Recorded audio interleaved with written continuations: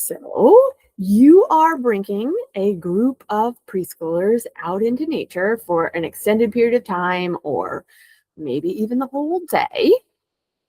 What should you bring with you? Now, obviously, there are clothing and safety considerations, but I'm talking beyond the strictly practical. What should you bring with you to enhance the children's nature explorations? Now, the sky is the limit. There are a multitude of science tools, art materials that would assist the children in their explorations. But you can't bring a whole preschool classroom outside, and there's a limit to what you and the children can carry in a backpack if you're going on a hike or a walk. So, how do you make the decision for what the essentials are? Hello, I'm Nicole Dravillas Fravel, and this is Wildwood Teaching.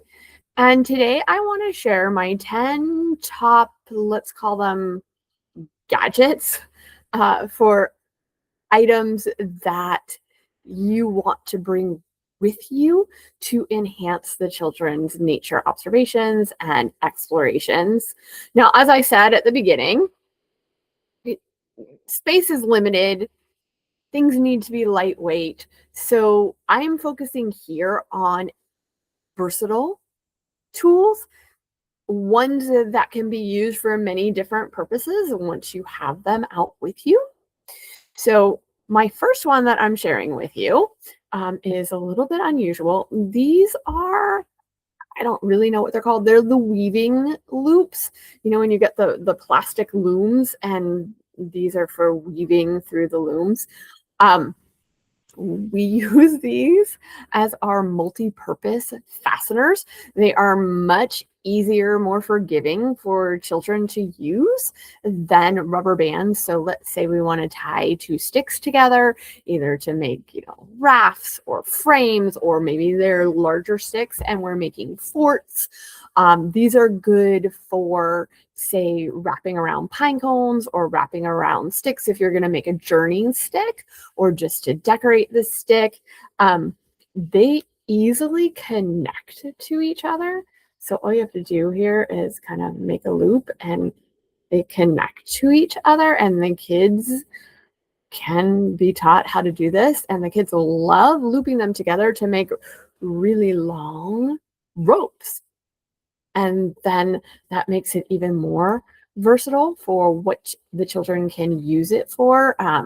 You can tie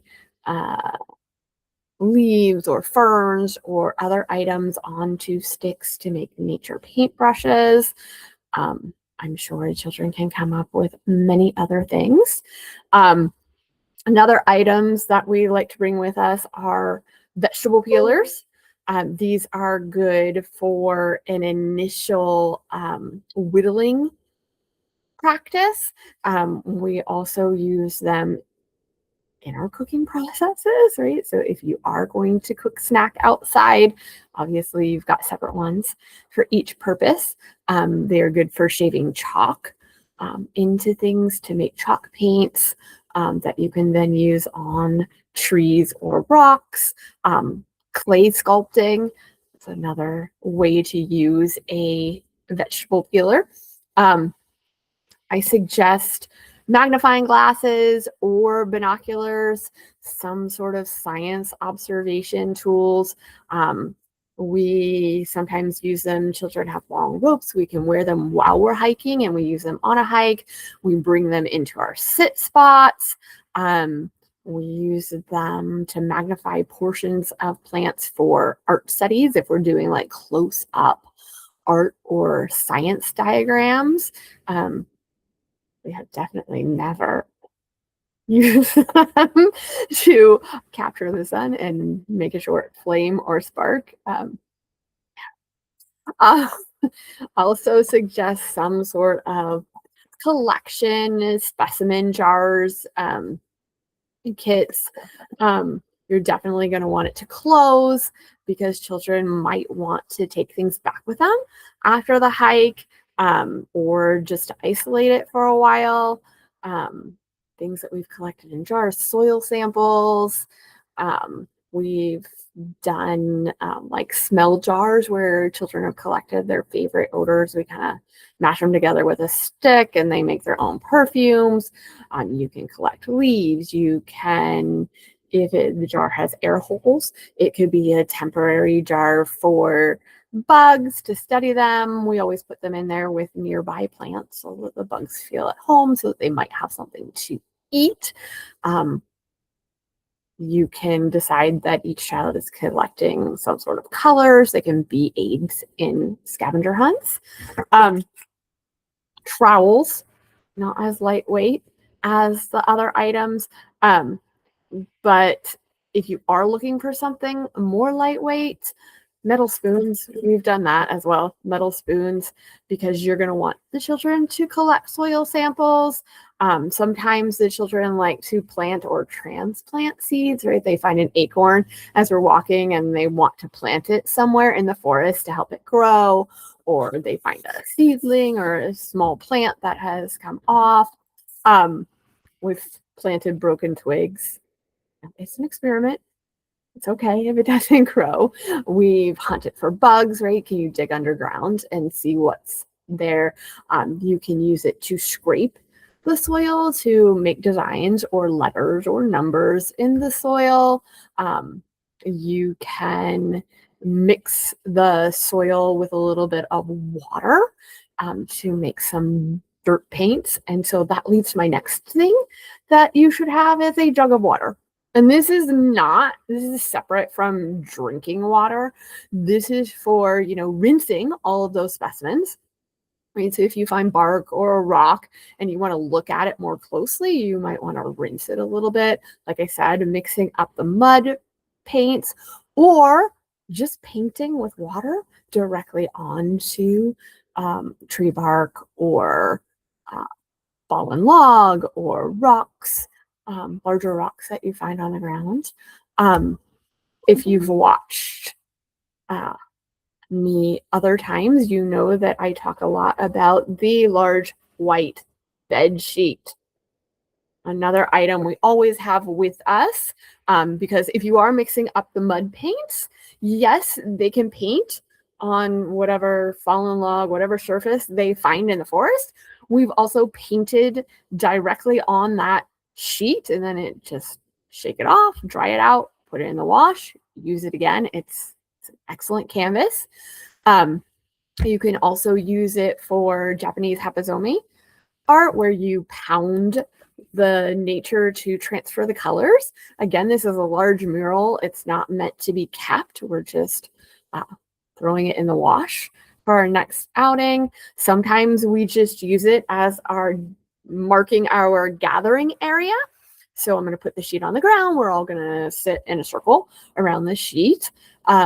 Sometimes, I've used it as our pretend large white paper. So if we are building life-size graphs, life-size patterns, we can put them on the sheet. We have hung it up between, or from a branch or between two trees with a string, and brought in flashlights and used it to make shadow puppet plays, making little puppets out of leaves and sticks, and that's our backdrop.